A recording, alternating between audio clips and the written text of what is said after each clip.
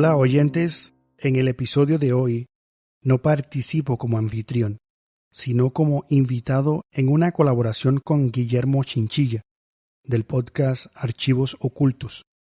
En la descripción les voy a dejar el enlace por si quieren escuchar su programa.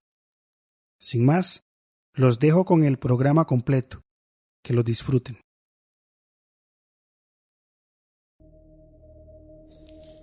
Muy buenas noches, ¿qué tal? ¿Cómo estamos? Bienvenidos a Archivos Ocultos, una noche más junto a todos vosotros, en las que hoy vamos a hablar de un crimen diferente.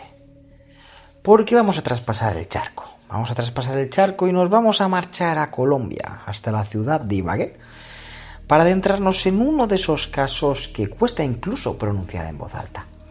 Una historia que se podría decir que cuando uno la lee por primera vez parece imposible que haya ocurrido dentro de una casa normal. Pero realmente ocurrió.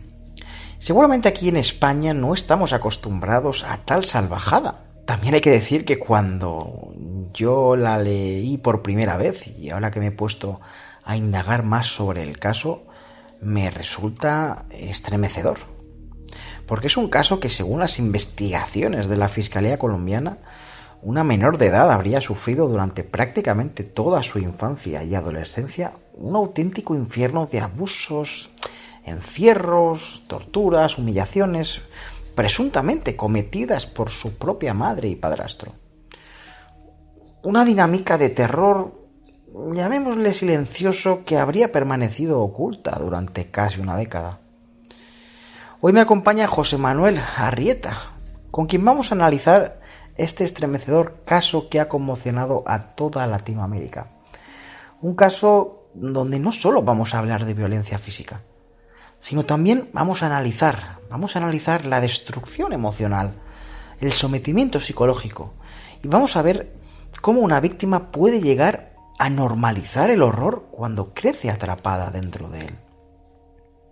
Porque, como bien he dicho muchas veces, imaginamos el mal como algo lejano, como alguien extraño escondido en un callejón sin luz, totalmente oscuro. Pero la realidad es mucho más incómoda. A veces el miedo duerme en tu misma casa. A veces quien destruye tu infancia es precisamente quien tenía que protegerla.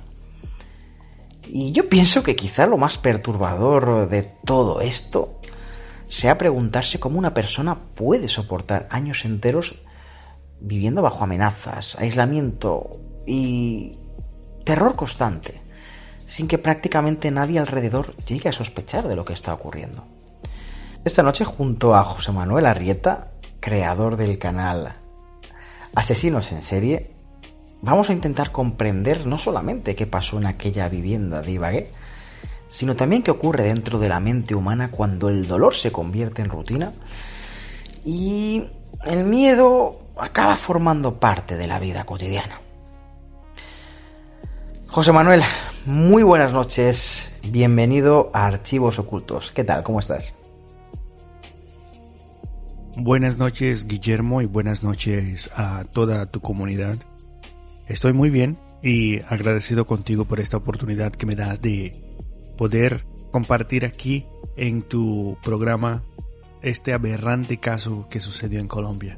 Y espero que no sea la última colaboración que hagamos juntos. Cuéntame un poquito, narra a toda la audiencia qué ocurrió, qué ha ocurrido durante estos últimos 10 años, desde el año 2016 hasta apenas 2 semanas que salió la noticia. ¿Qué ha ocurrido durante estos 10 años en aquella casa? Gracias, Guillermo, y sí, este caso es durísimo, pero hay que contarlo, porque la única manera de que no se repita es que la luz entre en los lugares más oscuros. Ibagué es una ciudad que está ubicada aproximadamente a 200 kilómetros de Bogotá, la capital, en un barrio llamado Ricaurte, en el sur de la ciudad. Allí durante 10 años, una niña vivió un infierno puertas adentro mientras afuera la vida seguía normal. Ella tenía 8 años cuando empezó todo. Hoy tiene entre los 16 y 17 años y recién ahora Después de una década pudo escapar. Los responsables no eran desconocidos, eran su madre, Edith Duarte Fuentes, y su padrastro, Jonathan David Pineda. Según la Fiscalía colombiana, el padrastro abusó sexualmente de la niña desde que ella tenía 8 años. No fue una vez, fue un ciclo continuo que duró una década. La madre, lejos de protegerla, participó activamente en los maltratos.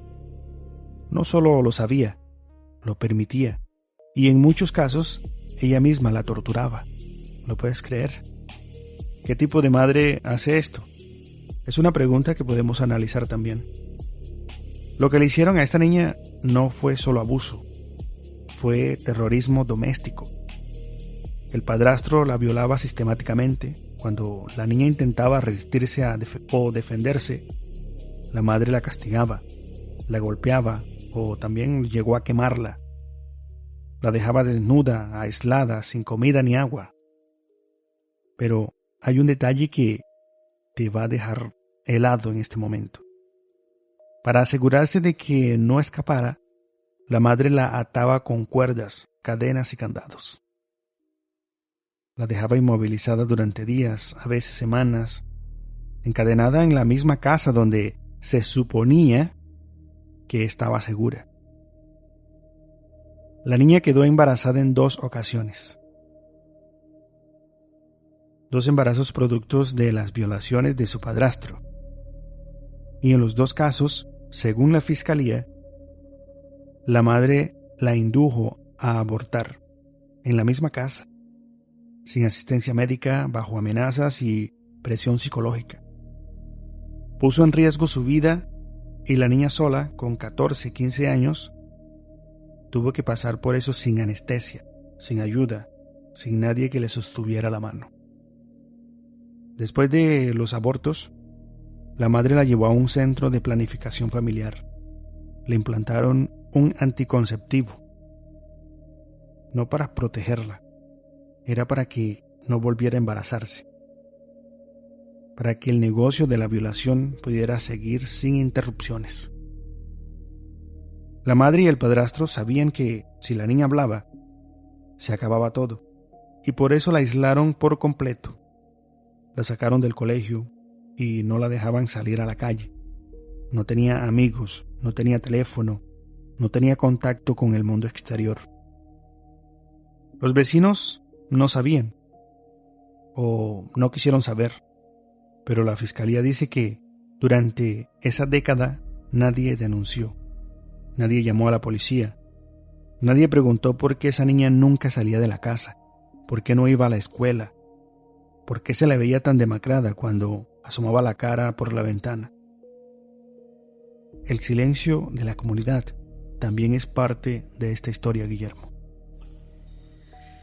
Pues muchísimas gracias, José Manuel, por narrar esta historia tan estremecedora a todos los oyentes de Archivos Ocultos.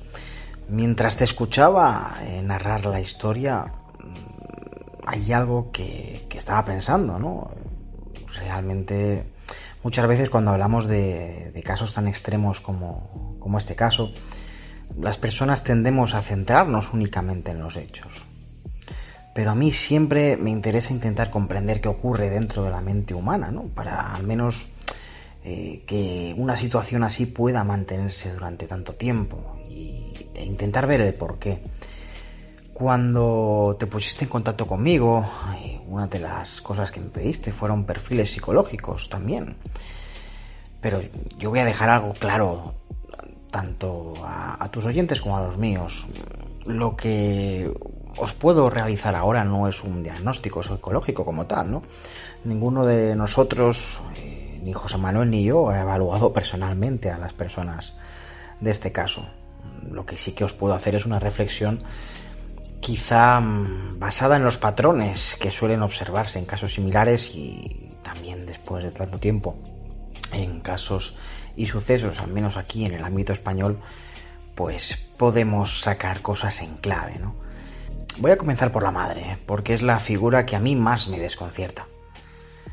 Nosotros, cuando pensamos en una madre, pues, ¿qué solemos pensar? Que en protección, en refugio, en seguridad. Por eso resulta complicado, al menos comprender que, por lo menos según la investigación, no solo no protegiera a su hija, sino que presuntamente participara activamente en los malos tratos. Y es que, si nos ponemos a pensar, ¿no, José Manuel, qué tiene que ocurrir en la mente de una persona, en este caso de una madre, para dejar de ver a su propia hija como alguien a quien proteger? En casos parecidos, solemos hablar de una desconexión emocional profunda, de una incapacidad, al menos para poder empatizar con el sufrimiento ajeno. Y es que si los hechos son tal y como los narras, durante años es que se habría convivido diariamente con el dolor de su hija sin tan siquiera tenerlo en cuenta, ni ser capaz de detenerlo. Y para eso tienes que ser una persona con una frialdad emocional muy difícil de comprender para la mayoría de las personas. Si nos vamos al padrastro, si las acusaciones son ciertas, no, al final entiendo que todo esto es según las fuentes de la investigación y los periódicos, ¿no? Estaríamos quizá ante una figura más basada en el control absoluto. No hablaríamos únicamente de agresiones sexuales, sino de algo mucho más amplio, algo que abarca un poquito más. Podríamos entrar tranquilamente en el tema de la dominación, el sometimiento o la destrucción progresiva de la identidad de la víctima. Porque aquí yo sí que me he fijado en algo que me llama mucho la atención. Porque aquí realmente lo que me llama la atención es la duración. O sea, no hablamos de un acto impulsivo, ¿no? O de algo puntual. Hablamos de una conducta que presuntamente se mantuvo durante 10 años. Y eso requiere una planificación, una manipulación también constante, todo hay que decirlo, y una capacidad, se podría decir, muy desarrollada, ¿no? Para llevar una doble vida. Una de cara al exterior, con amigos, con familiares, etcétera, y otra completamente distinta dentro del hogar. Y yo sé que muchos de los oyentes que nos están escuchando, incluso yo también me he podido hacer esa pregunta, y ya no en estos casos como este, ¿no? Como el de Ibagué, sino aquí también en casos que han ocurrido en España, similares. La pregunta está clara, ¿no? Y uno se pregunta, ¿por qué no escapa? ¿Por qué no escapó durante esos 10 años? Y tenemos que tener en cuenta que una niña de 8 años no interpreta el mundo como lo hace un adulto. Si desde bien pequeña crece rodeada de miedo, de amenazas, de castigos, de aislamiento, el cerebro empieza a adaptarse, ¿no? Para sobrevivir. No porque acepta lo que está ocurriendo, no porque lo normalice, sino porque necesita encontrar alguna forma de soportarlo. No sé si me explico. Con el paso de los años van apareciendo, digamos, mecanismos de supervivencia psicológica muy potentes en este tipo de personas. La sumisión para evitar castigos mayores, el silencio para protegerse, la sensación de que nadie te va a creer y el convencimiento de que no existe una salida posible. Porque a mí me gustaría plantearlo de otra manera. Si nos ponemos a pensar, la verdadera incógnita aquí es cómo consiguió reunir la fuerza suficiente para después de una década poder denunciar. Porque cuando una persona pasa 10 años atrapada en una situación de tal calibre, escapar, al menos físicamente, ya es difícil. Pero escapar psicológicamente, y esto tenemos que tenerlo claro, puede ser muchísimo más complicado. Y luego hay otro elemento que tampoco debemos pasar por alto, ¿no? Que es el silencio.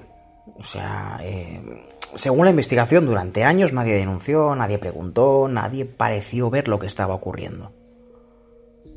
Y es que a veces pensamos que las grandes tragedias ocurren porque existen personas capaces de hacer cosas terribles, ¿no, José Manuel? Pero en ocasiones también ocurren porque alrededor se instala el silencio.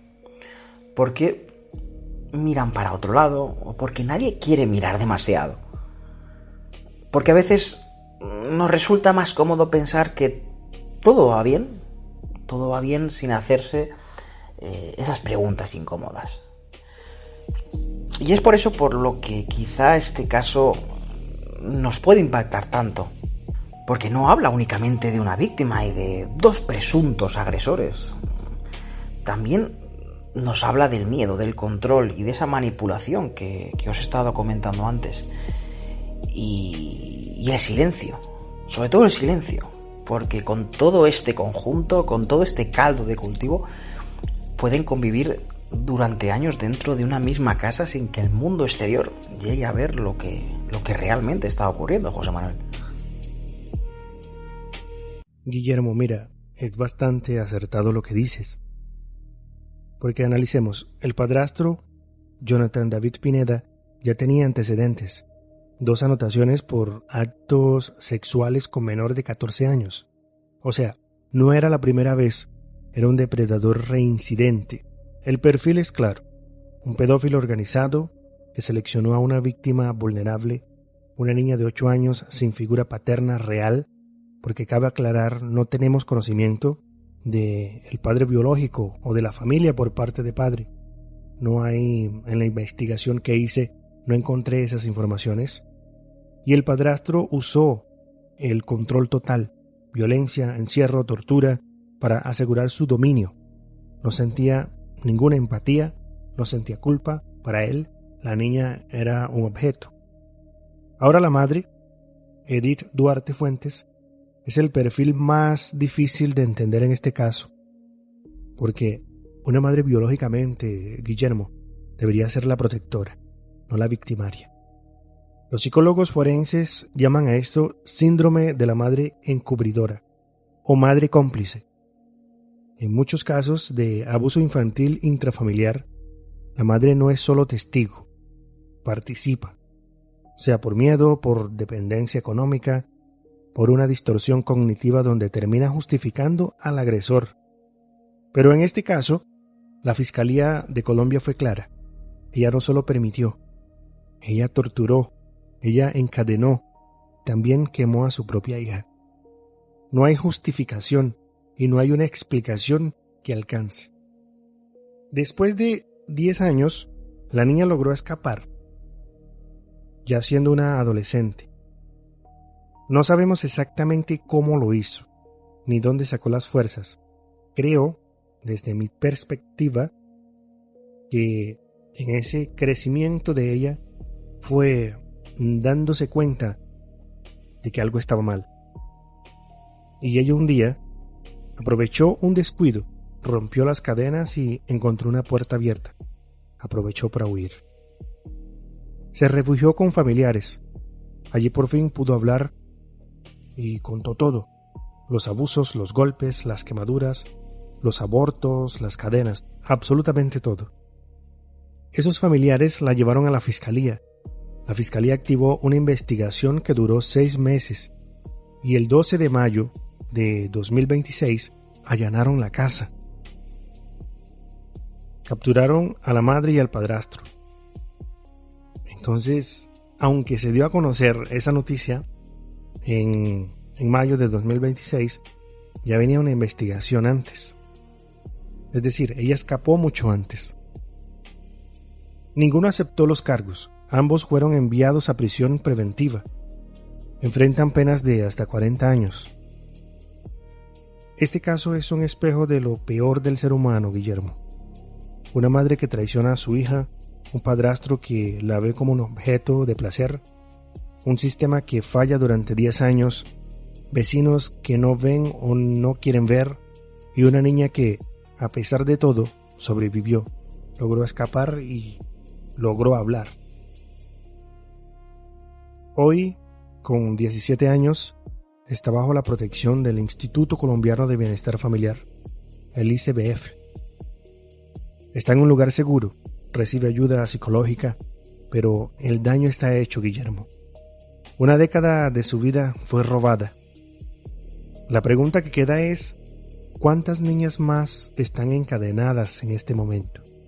En alguna casa, en alguna ciudad, mientras nosotros seguimos con nuestra vida normal. Esa pregunta no tiene respuesta fácil, pero la única manera de empezar a responder es seguir contando casos como este, porque la luz entra por las grietas de lo que nos negamos a mirar, Guillermo. Así es, José Manuel. Estos casos nunca pueden quedar en el olvido. Y hay muchos más de los que pensamos, muchísimos más. Y quizá hay una reflexión que pienso que debería quedar esta noche, ¿no? Para todos los oyentes de Archivos Ocultos y para los que te escuchen a ti por tu parte en Asesinos en Serie. Que detrás de cada titular suele haber siempre una persona. Y detrás de cada estadística podemos decir que hay una historia. Y detrás de cada caso como este hay una víctima que durante años tuvo que enfrentarse relativamente sola a algo que ningún ser humano debería vivir. Afortunadamente, en este caso, en el de Ibagué, la historia no terminó en silencio. La víctima consiguió salir, consiguió ser escuchada y hoy se encuentra bajo protección. Pero eso tenemos que tener en cuenta que no borra para nada el pasado. Lo único que podemos hacer como sociedad es mirar de frente estas realidades, ¿no? Para intentar que no vuelvan a repetirse, aunque eso es prácticamente inevitable. José Manuel, ha sido un auténtico placer tenerte esta noche en Archivos Ocultos. Te agradezco encarecidamente el tiempo que nos has dedicado, el trabajo de investigación que hay detrás de este caso que yo desconocía y sobre todo la sensibilidad con la que lo has contado. De verdad que ha sido un auténtico placer que te pusieras en contacto conmigo para intentar analizar este caso de manera psicológica, con esos perfiles que te he podido realizar yo. Y espero sinceramente que esta no sea la última vez que pases por aquí, por esta casa, porque estoy convencido de que volveremos a compartir más historias, más reflexiones y más conversaciones como esta. Para la próxima te espero con algún caso de aquí, de España. Aquí hay muchos y seguramente van a atraer a tus oyentes. Y a vosotros, oyentes de Archivos Ocultos, como siempre os digo, os dejaré en la descripción el enlace al canal de José Manuel para que podáis descubrir también su trabajo y seguir apoyando a creadores que, como él, dedican su tiempo a sacar a la luz historias que merecen ser contadas y que muchos no saben porque ya se expande del panorama nacional. Muchas gracias a ti, Guillermo, por abrirme las puertas de Archivos Ocultos, por el trato tan profesional y por la confianza. Ha sido un placer compartir este caso tan difícil, pero tan necesario. Ojalá no sea la última vez, porque creo que podemos hacer muy buen equipo. Un abrazo grande a ti y a tu audiencia. Muy buenas noches y hasta una próxima. Gracias por acompañarnos una noche más y nos vemos a la próxima. Un fuerte abrazo y muy buenas noches.